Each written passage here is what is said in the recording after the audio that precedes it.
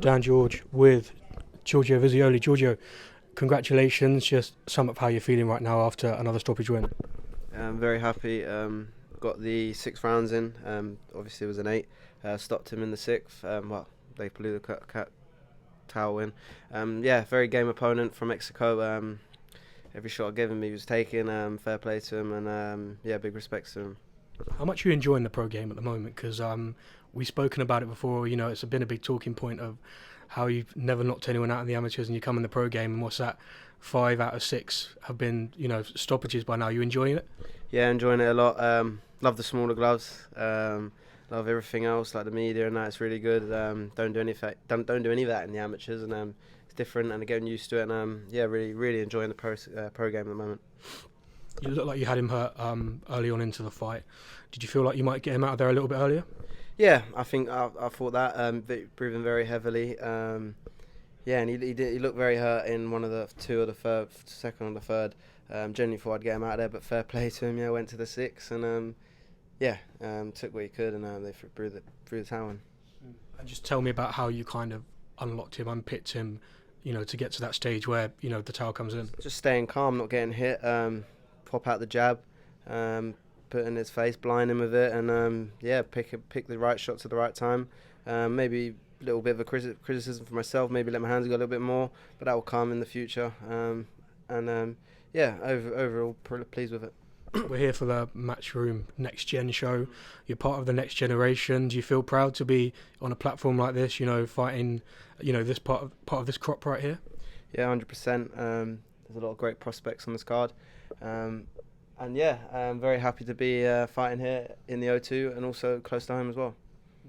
And tell me how you reflect on 2024 for you. You had lots of fights, your first proper year in the pro game. How do you kind of reflect on it? Yeah, 2024 was very good for myself, I think. Obviously got the knockouts. I thought I fought some very decent opponents as well.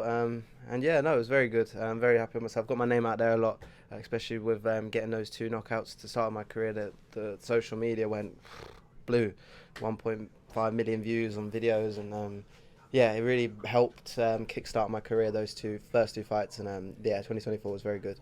And how do you feel going into fights now compared to how you felt going into your first one? Do you still get nerves? Tell me a little bit about the process before. Still the same, you know what I mean? You're always going to get nerves. Every boxer does, you know what I mean? Still the same. I go into every fight like it's, you know what I mean? Not like I was like everyone says like world title, but you treat it like that, you know what I mean?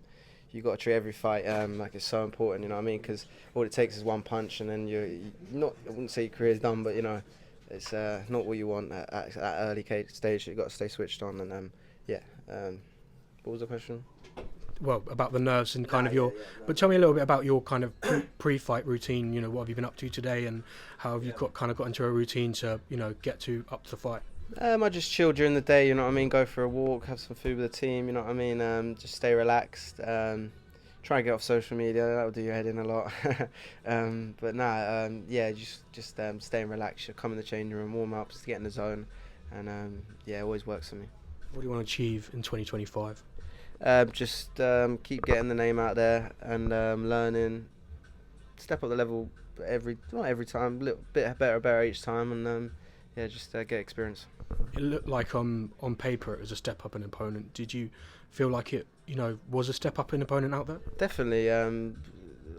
Any other guy would have gone in there. I think any British kind of guy would have gone in there. You know what I mean? He was a tough Mexican. 12 knockouts on his record.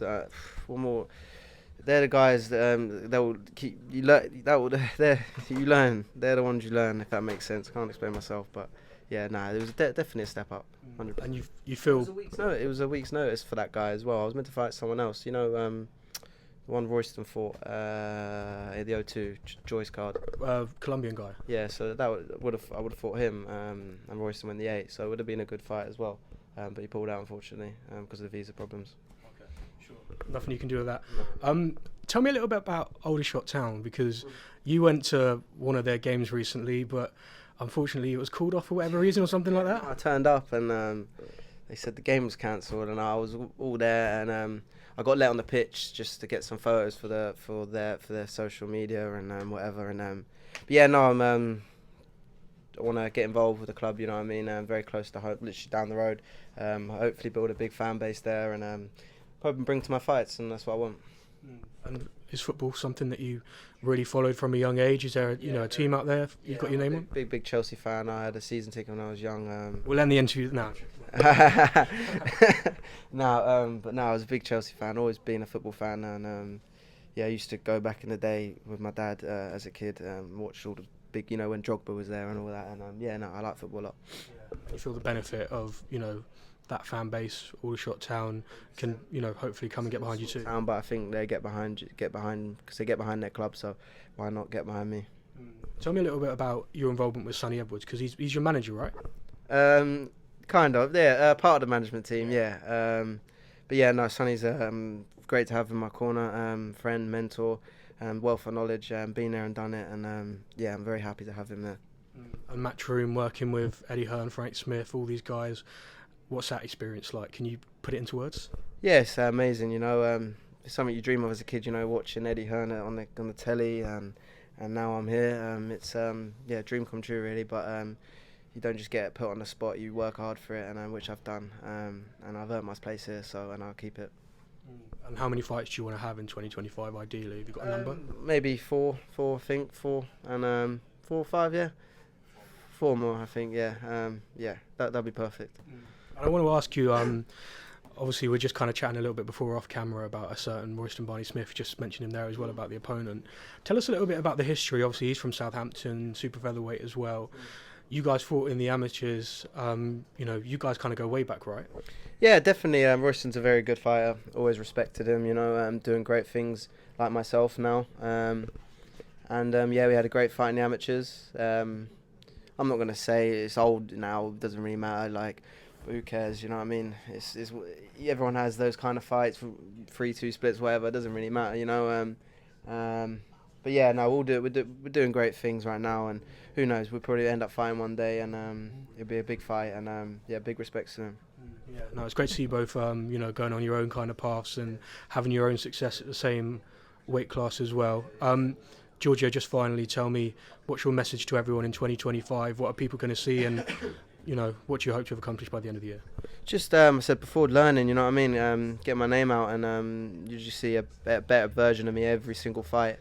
I live the life, and I generally do. I think better than most fighters, eat clean, everything. So I believe I can go a very long way in the sport if I keep doing what I'm doing. Any message to your fans, your people out there? No, really, just big thanks to my sponsors, really, Palici.